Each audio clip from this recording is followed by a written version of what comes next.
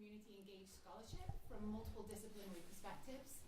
And the first one is brought to us by the professional schools. And it's a little bit of a TED talk, it feels like. Putting two of my favorite... raising the bar really. Really? Which ones have you been watching? Maybe a TED talk. Did you get that on tape, Doug? That was funny.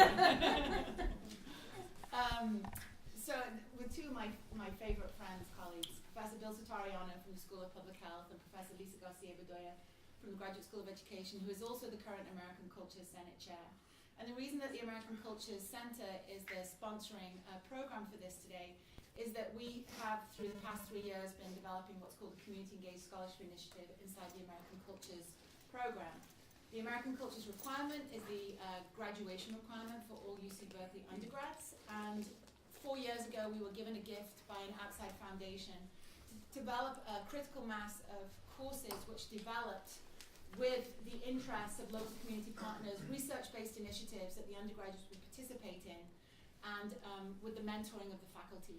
And Bill and Lisa have both developed one of those courses in the American Cultures Engaged Scholarship Program and have been named, as a result of those efforts, the Chancellor's Public Scholars. So I'm really pleased. This campus is full of riches and amazing people, but their leadership in this program, and I think their examples, have really set the bar high. Talking about setting bars high for what we all think our work can be in the American Cultures Engaged Scholarship Program. So this is supposed to be really a way in which we can tease out what brings our faculty to the work of Community Engaged Scholarship, some of the hurdles that they've encountered, some of the rewards that they may have experienced, and also some advice coming from the professional schools about how the campus might more broadly support and create structure and incentive for the work of Community Engaged Scholarship on the campus. So first of all, I'd like to invite Bill and Lisa to introduce maybe themselves a little bit and their excitement about being here today with us all. So, as Victoria said, I'm a faculty member in the School of Education. I teach a course called Politics of Educational Inequality. That's an ACES course, and part of the point of the course is we talk about kind of the history of public schools in the United States and the way social construction of particular populations and the types of education they were seen as needing when the common schools were established. That the threads of those constructions actually can be seen in current reform movements and the ways in which we think about the different populations we're trying to help right within education policy. And so the idea with the ACES was to say, well, so we know information about how to fix things, what does it actually look like on the ground? And that's something that's very difficult to teach in the classroom. And so what we do is we put students in different parts of the education policymaking process. So from legislators to school boards and to school districts to advocacy organizations to really say, okay, you might have this wonderful, beautiful policy that people think is going to be great, but then how do you actually make it happen? And so I thought that was a very important addition to the course so that students coming out of it could have a way to think about who's responsible for different things, how does federalism work, why does that matter, and then if they want to make change in their educational environments, how to go about doing that in the most effective way. I think it's been, the energy of the students has been tremendous. The amount I've learned about the different organizations in the Bay Area also, and so I think it's just an enhancement, a tremendous enhancement to what kind of learning I can provide to students on this campus in terms of preparing them to be both consumers and leaders, right, within society going forward. Thank you. Well, I'm Bill Satariano, and I teach the course Introduction to Community Health and Human Development. It's one of the core courses for the undergraduate major in public health. The purposes of the course is to provide an overview of the study of the patterns of health and well-being in populations. The focus is very much on health disparities in populations by race, ethnicity, socioeconomic status, and place. As part of the course, we focus on 4 census tracts in the Bay Area, 2 in Alameda County and 2 in Contra Costa County. And the census tracts are geographically proximate, but differ dramatically in terms of socioeconomic status and also by health outcomes.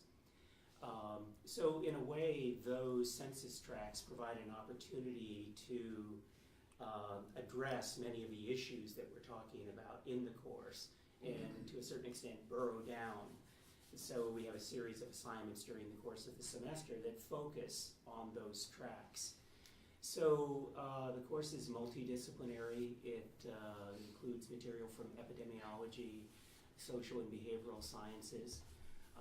So again, in addition to describing and attempting to explain patterns of health and well-being in populations, we also address many of the programs and policies that have been developed to try to address these health problems.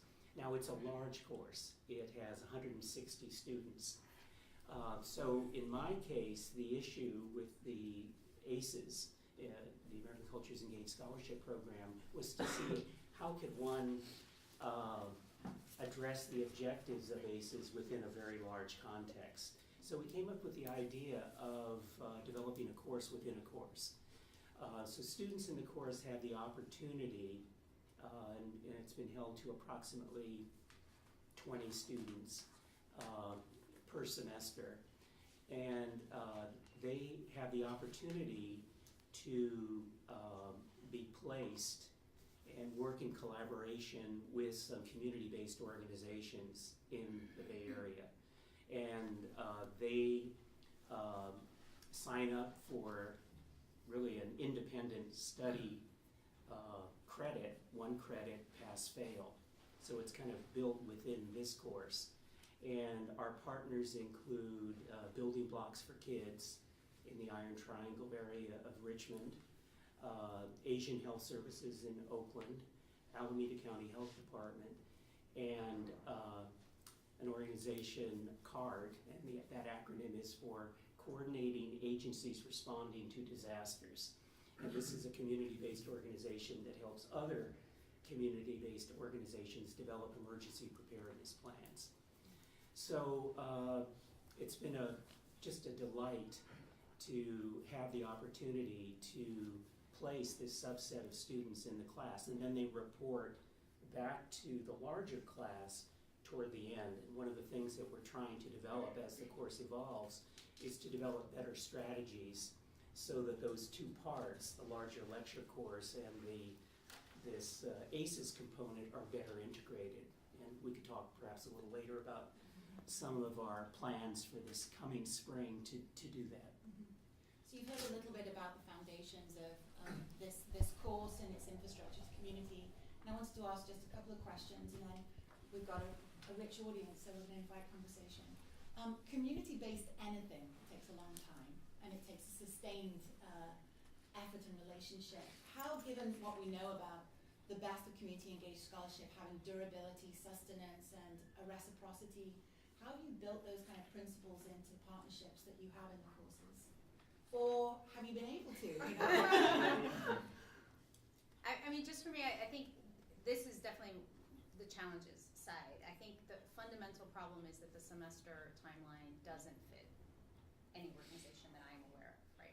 It's too short once you get going, and often, you know, then people come and they leave, and they don't, you know, sometimes they stay on, but not always. And so I think there's that sort of fundamental timing challenge, because you're asking organizations to supervise people on discrete projects that have to be met within that timeline, or that have modules that exist within that timeline. And so that, I think, makes the reciprocity harder. I feel like our partners just did a lot of extra work for us, and I'm not sure how to address that, given it's a course and it's a semester and that's what it is.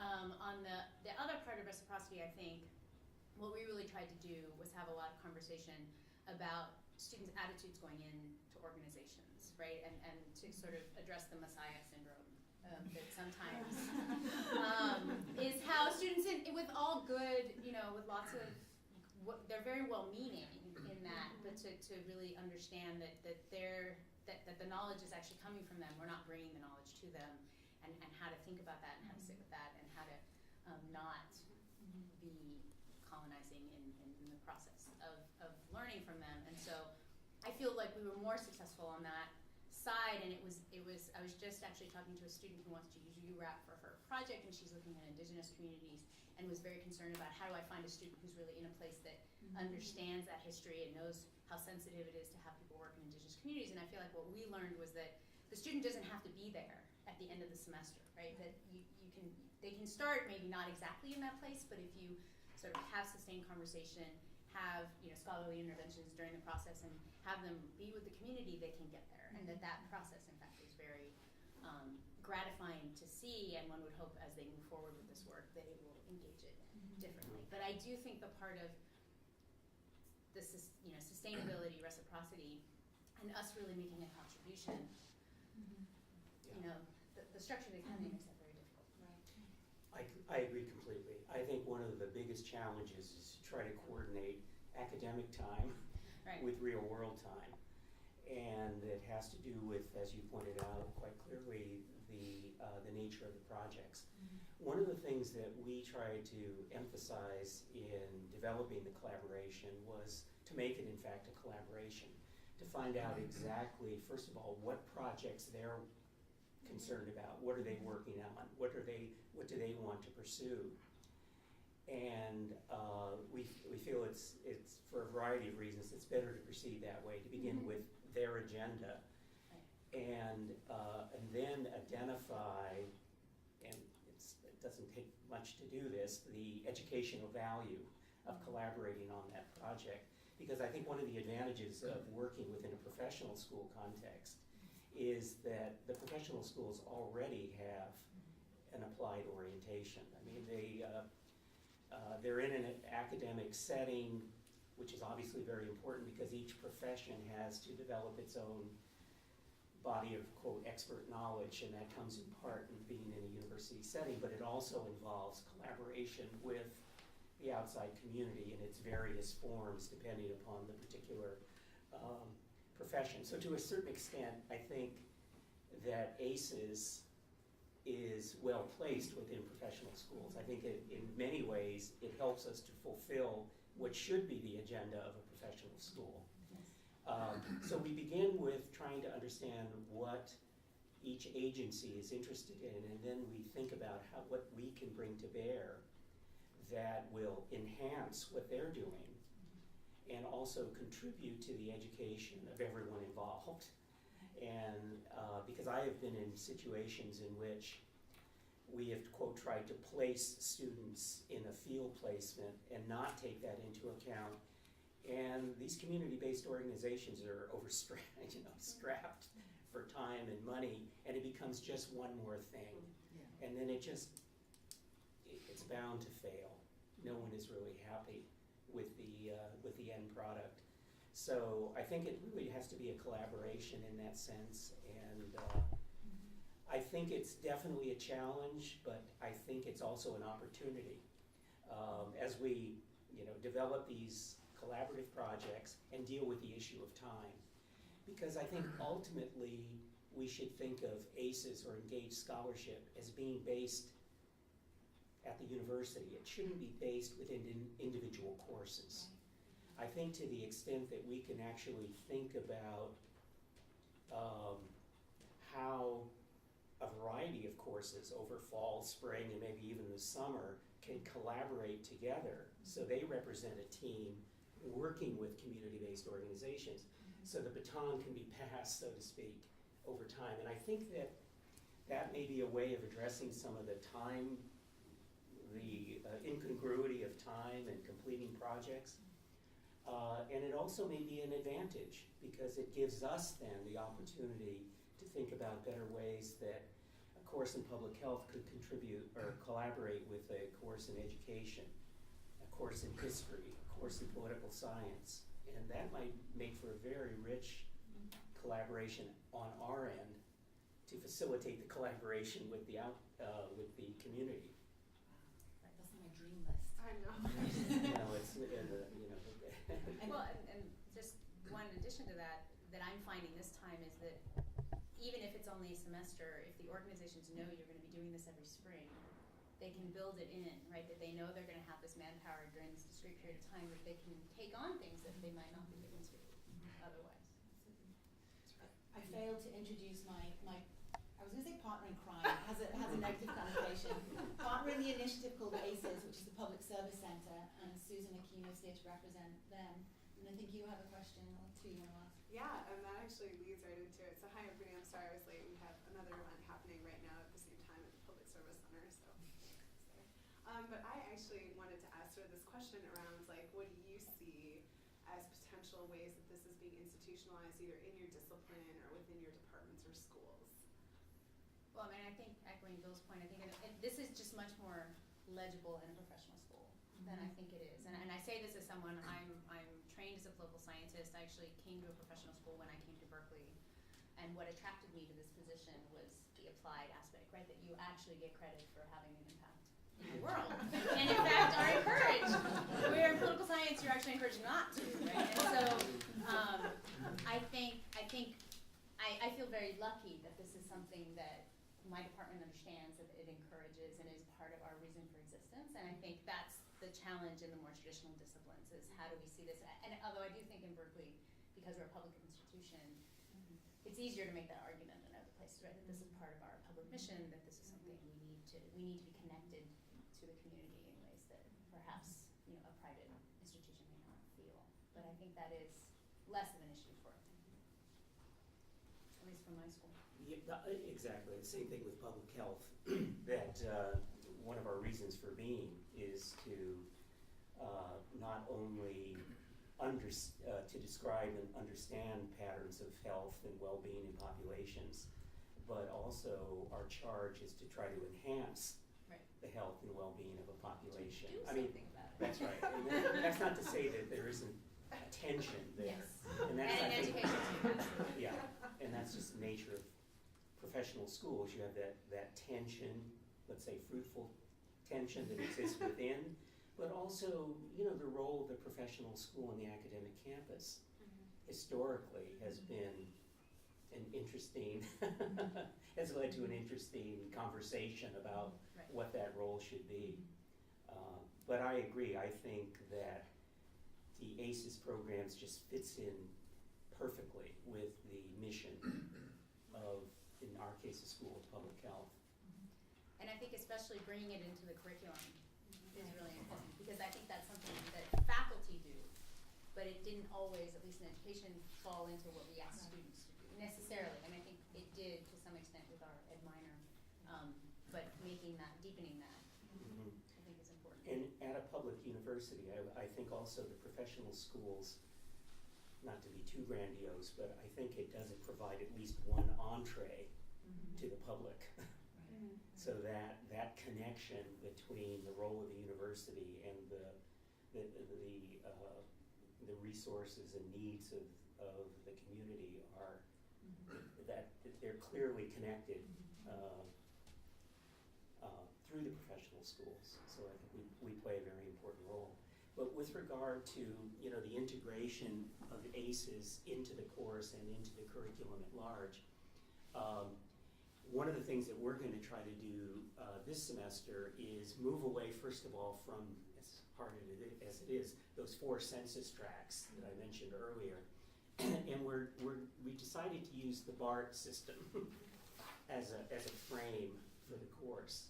And this really builds on some recent report issued by the Federal Reserve and it was the California Endowment. I always say Robert Wood Johnson, but it was California Endowment. And it was just a fascinating set of data.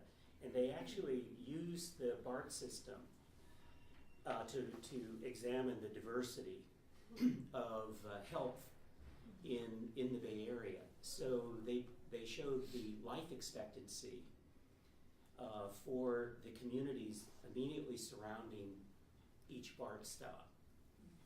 So you can see at a glance the diversity, and I mean it's very powerful. I mean pedagogically, it's I think going to be very powerful to present that. In the time that it takes you to go from Walnut Creek to Pittsburgh, life expectancy declines by X. So that's very powerful. So I want to use that as kind of to move away from the 4 census tracts. Obviously, I can still use Fruitvale. The area Fruitvale was one of our census tracts, so we'll keep that because of the Fruitvale station.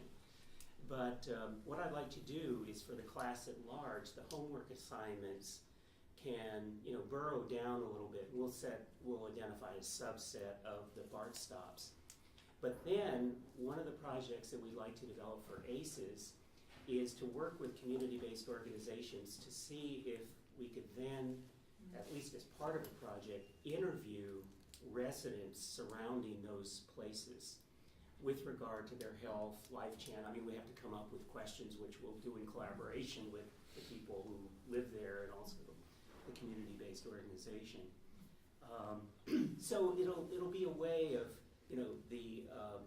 the class will be focused on these areas, and they'll be collecting information about them, and we'll fashion our homework assignments around those places. And then the ACES students will burrow down even further and conduct interviews with residents in the immediate area. And then hopefully it'll be tied together a little bit more than it has. It's still a work in progress. So, what time is it? The semester's about to start, so I have to. You almost have to be a logistical magician. Yeah, what's that old saying about how the gallows tend to focus the mind? Right. That's what's happening. The prospect of the gallows focuses the mind. I've had several conversations with people around the room who I know are interested in this subject, so let's just open it for a bigger discussion. Questions that are prompted or suggestions? Would, in the same way, Bill, I was going to ask you both, but you just sort of filled in some concrete things about what the students are doing in your class. So, I don't, for this coming semester, I don't know yet, since I don't, anyway, same thing. haven't quite gotten there yet. Last year, they were, so in Senator Yee's office, two of them were placed there, and they were working on the accreditation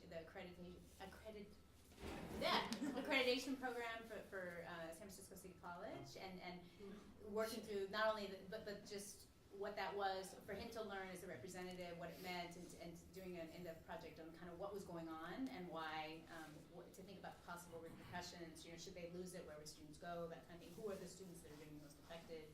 We had a group in the Alameda County Department of Education who interestingly works as a consultant, and so they actually offer their services. They bid for services with private consultants to implement curriculum changes in different school districts, and so they were seeing the degree to which sort of the issues facing students of color with academic reform were being incorporated into those bids, which they weren't. And the San Francisco Organizing Project was trying to translate the Common Core into Spanish. And if anyone knows, the Common Core is like, I think, 600 or 700 pages, and so that was what they initially asked the students to do, and we ratcheted that back a little bit for the sake of a semester. To English. But that's true. But they were really trying to help them do outreach to the community to make that document sort of meaningful and legible to the parents that they work with within San Francisco. We had a group working here in Berkeley on the 2020 vision in that office, thinking about how they go about, because that's a collaboration among a lot of different stakeholders. How do they go about making the 2020 vision real? What does that look like? What are the things they're talking about? We had another set working at Policy Link, which does technical support for the Promised Neighborhoods program, which is a much more holistic way of looking at education, and so learning what kind of work they do, what kind of information they provide to the grant holders in order to enhance their work. We had some folks at Go Public Schools, and they were doing an outreach program to parents that particular semester. They were one of the ones that were, the timing I think was less favorable for them. But doing outreach for parents and thinking about how to frame their advocacy to sort of build their coalition. And then the last group was in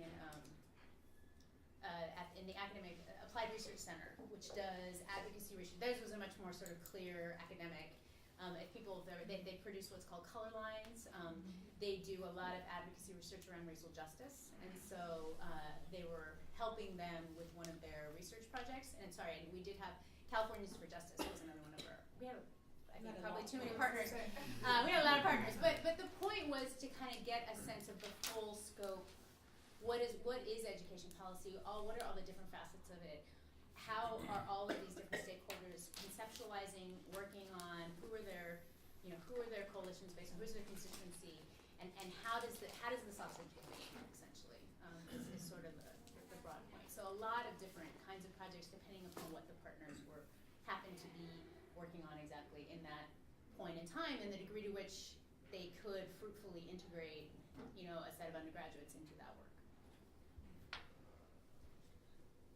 And I'm guessing that a lot of these organizations, what they really need are people to fold things and put them in envelopes and zero. I mean, how do you kind of Well, especially, get I think that that's, not to happen? in my experience, that is more the case in like elected official offices. But we did tell them, this is part of the reciprocity, right? You may, if you're planning a parent forum, guess what? You might help them put the flyers together, right? That some of their work, it may be that. But we do try to work with the partners to ensure that is within the context, right, of engagement in a project that's really going to help them understand the full picture, right? So if you're stuffing the envelopes, you also get to go to the forum. You get to be in the meeting where they talk about how they're defining the agenda. Making sure that, yes, of course, if you need most organizations need bodies to do that kind of work, but to make sure that there's substance to it as well. Yeah.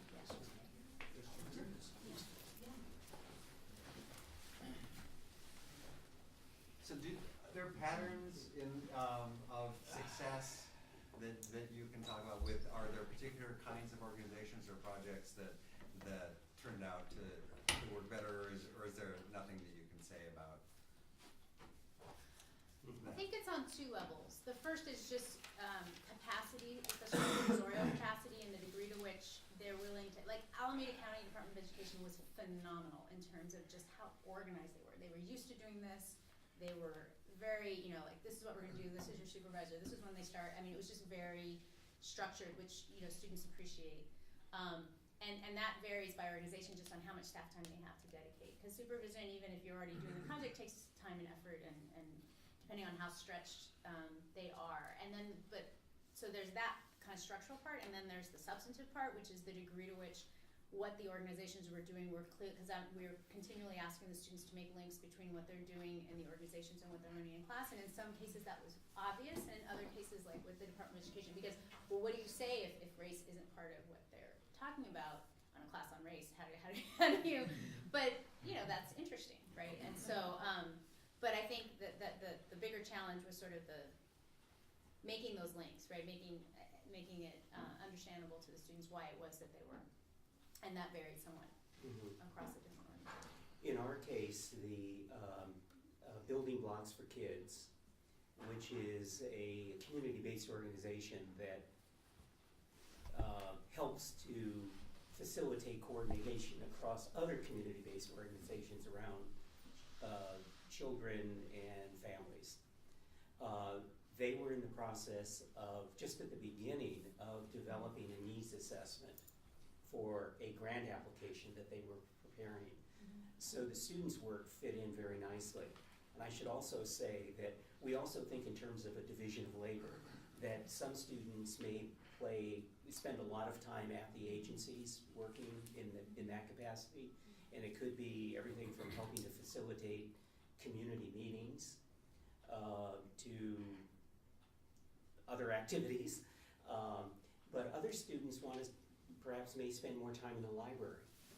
And that's one of the things that we bring. We're also representing access to the resources of the university. And they thought that was particularly important because the students helped to prepare all the background material for that grant application. And the same thing was true for Asian Health Services. They were in the process of developing a place-based assessment of environmental exposures around the location of their facility in Oakland. And they were particularly concerned about because of its proximity to the freeway and the toxins that would come with that. So in that case, our work with those two agencies worked very well. Alameda County Health Department is a wonderful resource too, and they've collaborated with us. But the one problem that we had, and it was just the nature of everyday life, is that the students were to participate in a project, and then there was an administrative problem, and they were going to have to delay that project. Well, that happens all the time in health departments, but when we're again, Right. dealing with this issue of time, it meant that we had to scramble and try to place the students elsewhere on other projects. So this issue of timing comes up again and again. And to the extent that we can develop strategies to coordinate better across Yeah. what we do and what they do Yep. in terms of time, the better it will be. And again, I just want to repeat, I think it's an opportunity too, because the extent to which we can move away from thinking about these ACES activities as being course-based and think of them as being university-based, the better we'll be. And especially because even, it doesn't have to just be somebody, sometimes the staff person gets sick Exactly. and has to go on leave, the person that was responsible for, there are lots of things that can happen, so having backups is Yeah. helpful. Oh. Sorry. No, I was gonna just echo that and say that I think that the dream scenario is not actually that far off, I think, like in terms of the kind of integration of these things and then, over time. I mean, there's no reason why when you invite, I'm Evan, by the way, and I work with ACES doing artist in residence stuff. But, when you invite a partner in, right, is there, what stops from saying, actually, we're gonna go into this contract for 2 years or a semester, right? I mean, in terms of how you ask that invitation or how that invitation goes out, that invitation could just be longer potentially, right? Or there could be, I know that there's the ACES kind of summer kind of collaboration period as well, right? And so potentially there's time and space in there for professors to kind of think together and think about who those kind of key partners in. And I guess one of the questions I have is just the challenge of things like, for example, this great, pedagogical tool, the BART map, comes up and you really want to work with that. I mean, there's also kind of a need to move and shift the scholarship based on what comes up and what comes in. And so sometimes the partnerships kind of aren't as relevant or necessary anymore to what you're teaching or what's going on. And so how do you balance that? I mean, the kind of responsibility or accountability to the organization that you've been working with for a certain number of years, and then kind of like a shift in the students' focus or your own focus or the political climate or whatever it is. I mean, what are just thinking about the contract of these relationships in that way. I mean, it's not really, it's just kind of thoughts, I guess. Well, I think we have to think of it as being fluid, that it's going to change over time, depending upon the interests of the students who are participating, the activities of these agencies. It's important to have, I think, as many, I shouldn't say as many as possible, but some critical mass of partners to work with. It's still a work in progress. We've been doing this a few years now, and it's gone very well. But that's not to say that we won't come up with snags along the way. I mean, the ACES the funds from ACES has gone to support upper division undergraduates who have typically been through the process and now serve as kind of administrators, field administrators, and they represent the closest connection with the agencies and students. So in our case, we had 2 ACES students who were coordinating these activities, and they met with the students on a weekly basis, and then I was getting updates as well, and then I attended some of the meetings so that I could ask my own questions. But when you're dealing with a course of 160, and I have 4 GSIs working on that part, and then the ACES part, having those ACES field administrators, I don't know what you want to call them, was critical. It wouldn't have worked. It would have been very difficult because the GSIs already have a full load, and to say, oh, by the way, we're also going to have you do this, that would have been difficult, at least at the onset. Yeah. But now, as we try to integrate, we were thinking about ways that the GSIs could be more actively involved, because it would then fulfill really the overall objectives of the course. I think you had I just wanted a couple of points. One is, I think you mentioned the extension to the proximity of BART lines or BART stations. Mm-hmm. But implicit in it is if you live close to one, your lifespan is going to go down. Or there's a correlation versus causation issue issue, and if so, I'll need to move because Well, that's one of the interesting issues about this notion of place and health. And it's actually one of the things you have to investigate. I mean, is this a causal relationship? What's the, how long have people lived in these areas? And so that becomes part of the education and instruction about this very important area. I mean, I think public health is becoming, the irony of it all, more place-based. And, it's one of the differences. I think community health certainly draws on epidemiology, but community health is more than simply the aggregation of individuals. That this place is very important. In epidemiology, for not to go off too far on a tangent, but we focus a lot of the work is disease specific. So we have work on heart disease epidemiology, cancer epidemiology, diabetes epidemiology, which is all very valuable. But when you talk about community, it doesn't exist like that. One of the important issues is, why is it that the people who live in certain places, in certain communities, are at elevated risk for late-stage breast cancer, diabetes, pedestrian injury, this whole constellation of conditions that are place-based? Why is that? That becomes the important issue in community health.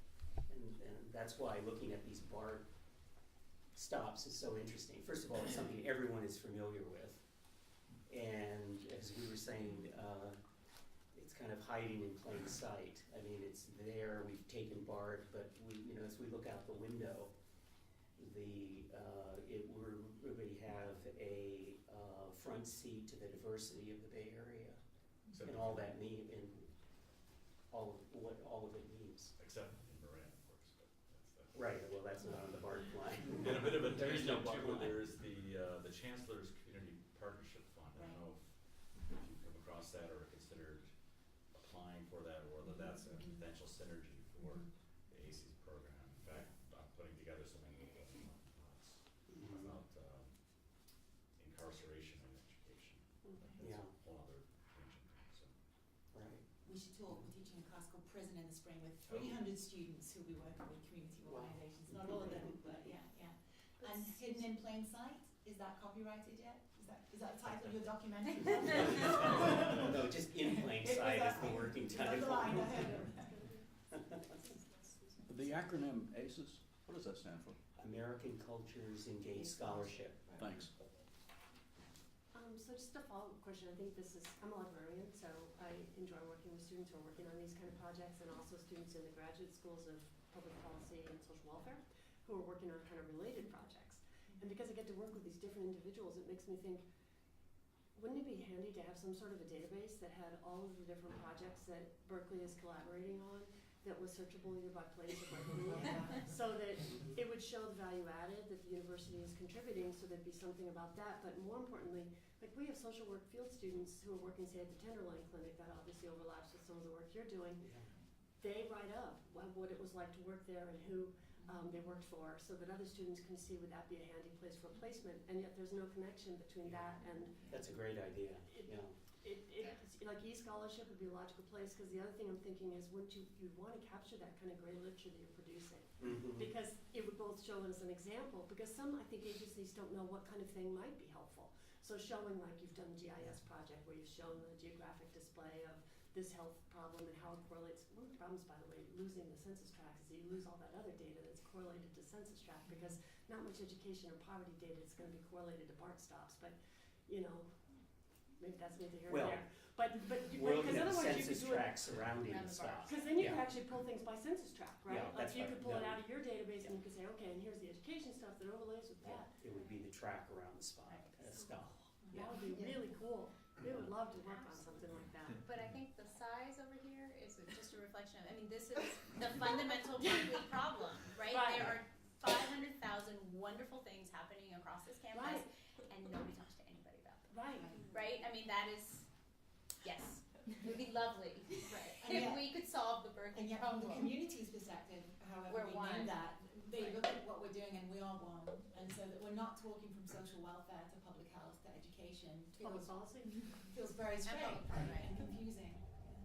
But I wondered, this raises a question. I know that SEPA is working on a local Oakland community initiative where, in the Graduate School of Education, and what is the responsibility of building something such as described at the university level, and how much does it sit actually in, we assume from the humanities looking into professional schools, but actually you guys have got this down, you know how that happens, you've got your interactive database that can be We don't. searchable and Sorry, not to air dirty No, laundry, no. but no. We have a wonderful school of public health library system. And we have a wonderful Yes. ed psych library. But we don't have that. I think that would be a wonderful ACES contribution to have that kind of Well, and we've had, I mean, database. it might exist, we've had Ed 190 now for 20 years, at least 30, help me. A while, but not just ran, Yeah. but we've had students running projects in school districts, which is different from what my folks do, but at least those relationships, right? And have written papers on them for 20 years. Somebody has to know where they were, right? I mean, theoretically, right, you could be constructed. Now, the paperwork has to exist somewhere, because they have to get approved, they have to do risk assessment, they have to do, there's paperwork entailed that, I think it's just never been consolidated in any systematic way. Yeah, and it is, I will say, just the database conversation comes up routinely, like every other meeting that Victoria and I are in and across campus, and it is one of those that I feel like perennially comes up as a great idea and then doesn't move anywhere for various reasons. But I think that's one of these things that you're talking about, is like a lot of the information actually already exists. It's not even like creating the information, it's just being able to pull the information into something that is Right. visible and useful. But it does Yeah. touch on something which is hidden in plain sight, which Yeah. is, I always say nomenclature. How do you say it? Nomenclature. Which is that for us to kind of conceive of that database, we've also got to actually land on difficult questions of what is community engaged scholarship, right? So it's actually not a trite set of questions we actually engage with when we start down that road. And I think that we haven't done that hard work yet and heavy lifting of saying, what do we mean and how is it given credit? Where does it happen? What's the oversight body? And so, because then if we can have that conversation, it lends itself to a whole set of initiatives around annotating the curriculum, certification programs, eligibility from the outside looking into the university.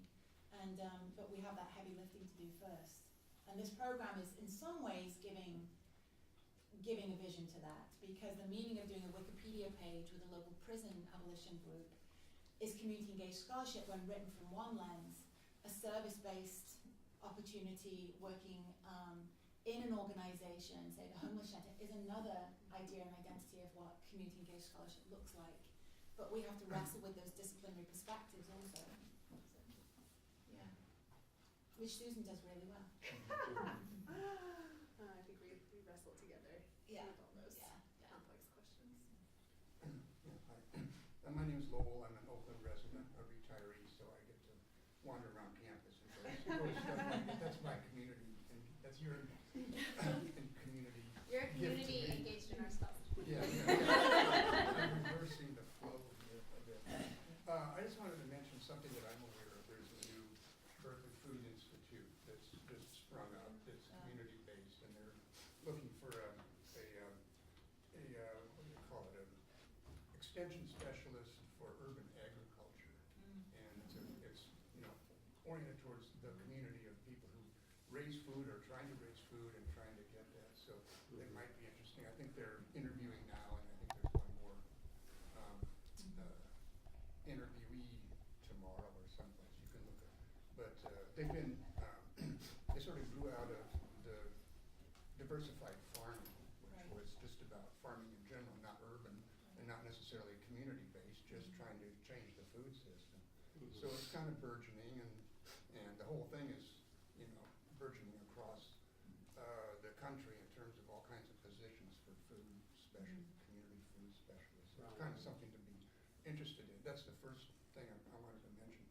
But the second one is there are these other kinds of liaisons for which the university is, let's say, notorious rather than engaged. And this is with businesses, with legal firms, with technical stuff, learning how, how a law firm actually works, And although the legal part sort of overlaps with what you're doing, I'm wondering whether there's any point in trying to tap into that experience to see what's going on, or do you feel that community engagement is really different than, business, law, technical engagement? And is there anything to learn, or do you want to keep segregated? No, I think that it's important actually to think about connections, because those connections are existing now in quote the real world. I mean, one project that we talk about in class is this redevelopment of the Sunnydale community neighborhood near Hunters Point, which is this very interesting project that is basically recreating or reconstructing in some way, with the collaboration of the community residents, that neighborhood. I mean, to say neighborhood, it's a very large area, and because there were so many problems associated with it, health problems, crime, et cetera, that the idea was, and the Federal Reserve is involved, and you wouldn't think the Federal Reserve would be involved in something like this, but they are, in collaboration with Mercy Hospital System and community-based organizations in that area. So they're trying to come up with innovative business models to help in that process. And for example, the idea of kind of a social bond of some kind, so that if you can assess the potential value of putting together a program in a community that would reduce, for example, health problems of a particular kind, and if you can talk about the costs associated, or the financial gain that would also be derived from that improvement in health, the organizations that invested to support that that program or policy would then receive benefits, economic benefits, based on the difference that they made by investing. It's kind of an interesting idea. So there are these new ideas coming up on with regard to the quote private sector working in collaboration with the public sector to come up with new financial models to help community development. Now that's something that's very interesting. And so you could see, for example, the possibility of having students from Haas working in collaboration with students in education and public health to participate in that. I mean, there are also very interesting issues about the gangs that exist in the community of Sunnydale. And they were perceived as a threat as to succeeding in this community development, because it undercut some of their potential sources of revenue. So then people began to think, well, should we view them as a police problem, or should we view them as other stakeholders that we need to collaborate with in some way? I mean, it raises all kinds of interesting issues. It's reminiscent of the robber barons, cutthroat competition, and then they found Stanford and all these other That's right. Yeah. gangs, as it were. Yeah. But anyway, it's it's interesting. And so we find this existing out in the world. So you can see then the possibility of involving students from different sectors within our university, perhaps to collaborate. You can see our students in the room, because they all left for a final at 1. They can't have a final. Well, It's an exam not called a final. Yeah. It's just reading week. Well, it's also their guidelines, they're not policy requirements. I say this as a member of COSAC. Are you taking notes, Richard? Richard's the director of the You get it all right. Guidelines. Those were all grad students that left. They don't have to abide by it. Yeah, grad students are not subject to the requirement. They're just suggestions for grad I just students. love hearing someone get it all right. There's some benefit for me going to those meetings. That's with my grad students. Yeah. Well, I'm one of the 4 librarians in the room, so when you said the word research, my ears pricked up, and I was wondering whether you had librarians come in and teach your students more about how to do research, or did they, get some support there, or how did the research part go for the students? I must admit, for my undergraduates, and I'm looking at, I actually use Susan quite shamelessly for my undergraduate course, but I didn't even think to have them do that. I guess the projects they were engaged in, I mean, maybe it was a unique experience. The students were able to sort of jump in and do the work. Were they upper division students? They were upper division undergraduates, but that's actually a wonderful idea. Well, and also, that I think it's a good support. selling point. I mean, if you're trying to find community groups, like you say, that there's always access to information that we have. Exactly. Yeah. Exactly. Yeah. I mean, when we, as you well know, when we first started the course, we consulted with you about the census tract component, because one of the first assignments that the students have is to, well, first of all, to learn how to access, interpret, and present census data for those 4 census tracts. And what we did was basically we trained the trainers that the GSIs received the training, and then they,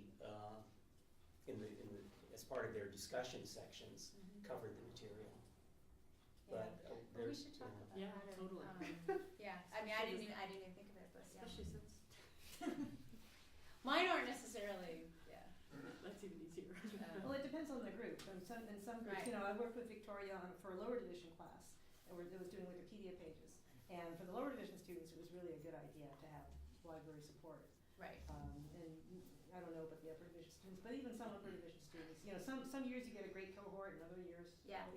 Yeah, and I think more, because the Wikipedia page I think is much more sort of an academic-y kind of research. The research my students were doing was more information in the public domain. They were just sort of bringing together they weren't necessarily, I mean, they were citing and all those things, but it was a little less.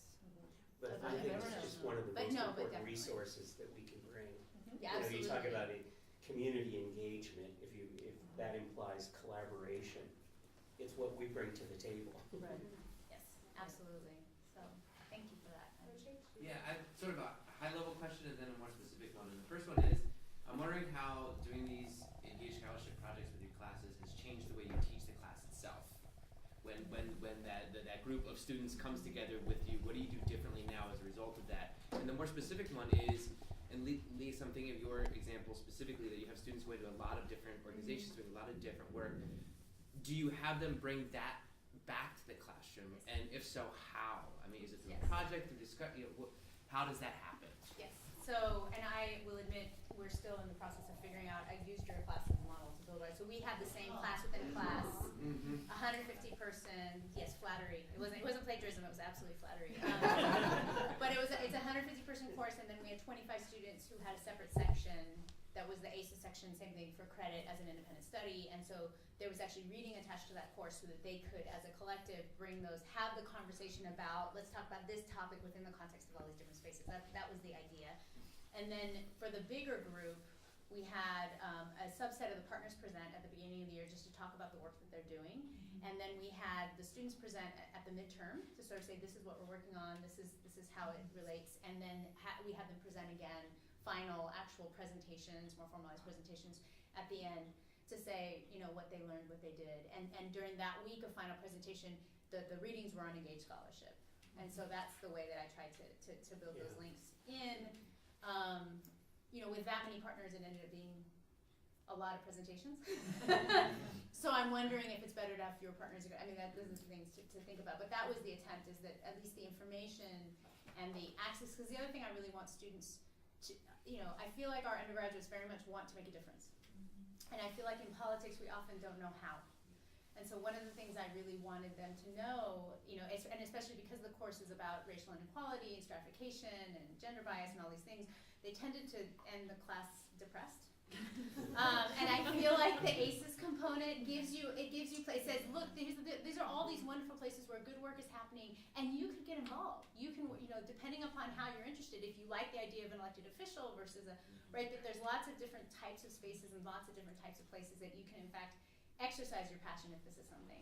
So I feel like that's helpful in terms of how it's changed my teaching. I think it's helped my students not leave thinking I'm gonna stab myself in the eye before it. But I think also I feel like it's helpful to me because it has a lot more credibility coming from them than coming from me. Right? So if I just tell them this is how policy making works, it's like blah, blah, blah. You know, you sound like the parents on the Charlie Brown cartoon, right? In their minds. But right? But if it's coming from their own peers, you know, who had very sort of articulate and well conceived kind of critiques of both, you know, the positive and the negative of those spaces, I think it makes the learning much more meaningful for the students than for me to just sit there and tell them what I think. You're obviously doing it much better than I am at this point. No, really, because to date, they've come in at the end to talk about what they've done, but I have ideas about how to do it. One would be to bring them in throughout the semester to talk in one way or another about what's going on. And then the people from those community-based organizations end up coming to class to take part in panel discussions. We have, I try to avoid talking heads as much as possible. I'm the only talking head in most cases, because I'd rather bring people to come in to take part in a discussion, not unlike this, than have them come in and just give a canned lecture on a particular topic. So we're kind of patterning after the NPR City Arts and Lectures, where we have, you know, 2 or 3 people talking about a particular issue. The students have read the material, and it's really unnerving for the people we invite to class, because I don't have to. What about my slides? You know, don't do that. These are the kind of the general issues we'll be talking about, and they said, "Oh, it's not going to last 90 minutes. We'll be a lot of dead air." And of course, we're talking right to the end. And they said, you know, how much they enjoyed that, and that they didn't have to come in and give blah blah blah, you know, their standard talk. So being involved with ACES means you have more contacts with those people, and you can bring them in. Right. And just to say what I'm thinking of doing for next semester, because last time they were kind of segregated, and so that this time they would, and my TA felt like they didn't have enough time to because that was their section for class and their section for ACES, and that they didn't have enough time to do both, so that the ACES will be an absolutely separate space that perhaps meets less often, and that they're still in section. So that means that those people will be peppered throughout, right? So hopefully that will be another way to integrate. Right. And I hope in the end, if we can get this documentary, what we're generally calling a documentary, into talking to the people at these different spots, and if there was a way that we could retrieve segments of, for example, someone talking about something having to do with socioeconomic differences or something, and I can see, you know, giving a presentation and presenting the research results, and they're talking about different studies that have examined the relationship between social class and health, but then to be able to, as part of the presentation, present a cut from the documentary in which someone on the ground is talking about this. I think it'll make for a richer presentation than just a lot of charts that the students see. So that's one of the objectives, is to have kind of an ACES video library of that kind of thing that could be then made available to other classes. And if we could, and again, the management of that and being able to pull it, you know, so you have this is a segment on this topic, and then you can pull that and embed it into your presentation.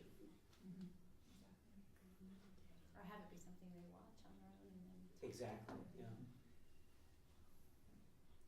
Can I ask, it's a very rich environment that everyone describes, and I would say myself, I would describe the teaching that goes on and the research-infused teaching as an exciting place to be. But it also, in my experience, and I think in both of yours, has encountered a need for forgiveness and trust on the part of the students and the partners to some degree, because it's a less guaranteed learning space in some ways, because the lecture and the PowerPoints are replaced by more discursive elements of involvement. You may be asking students to do group-based work in which they're being held accountable for others' learning. Have you felt, first of all, that kind of experience that I have, and how have you been able to deal with them if you have? For some reason, the thing that's coming to mind is that part of the issue with the placements was sometimes people got placed with people they didn't get along with very well, and ended up having a carpool for 40 minutes with someone they just did not like. And that was, I mean, that was just, I know it sounds sort of banal, but yeah, like, you know, yeah, that was, that was not a good thing. I think it's more, that flexibility of saying, we're gonna roll with this and see. I think it's having that kind of, you will not know exactly what's gonna happen on week 2, and that, you know, which is what we sort of lead them to expect, and that's what they've been trained to expect, but it's really sort of, leave yourself open to possibility. Yeah. I always find it difficult to grade things, and so partly the pass-fail is a cop-out on my part to say this is pass-fail 1 unit.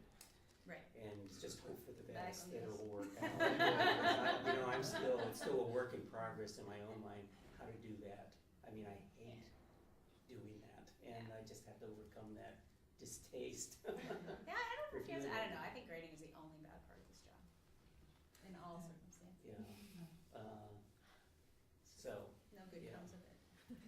But some of the products that have come out have just been wonderful. I mean, in Building Blocks for CARD, the coordinating agencies responding to disasters, they had always wanted to develop a video talking about earthquake preparedness in Vietnamese.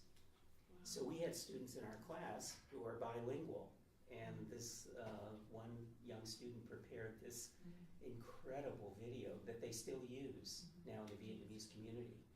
And it was so, I joke about this because it's, the young woman was very shy and retiring in everyday life, and then you see this video that's like showtime, you know, it's just really, you know, really powerful and vibrant, and so it's just interesting to see how people come out like that in their projects. But it's something they use. It's not just this is a student assignment that began here and ended here, and it's out of sight, out of mind. They use it, and ideally, if we could do that, if really create things that they could then use for their own objectives, it's ideal. This feels like another thing you as professional schools faculty are lending to the rest of the ACES program, is that we're learning that the professionalism that graduate students or undergraduates in your schools come out with are very much product derived, and they can point to something and say, I was part of this, I did that, there it is, see here.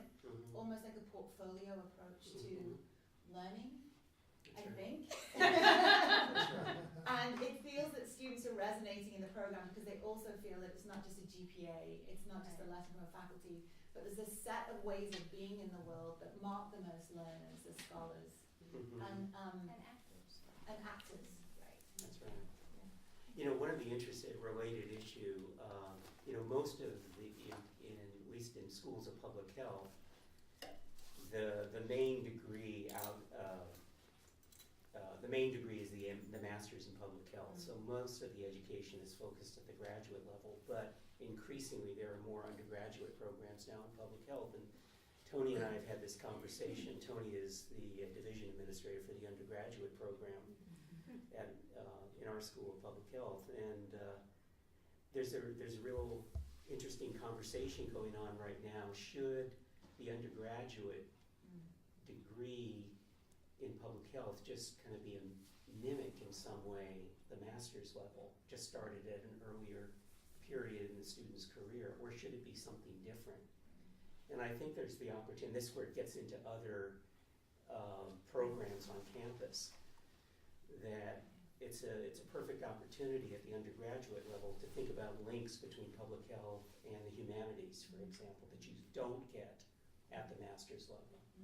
And that may also then play out in terms of this ACES work too.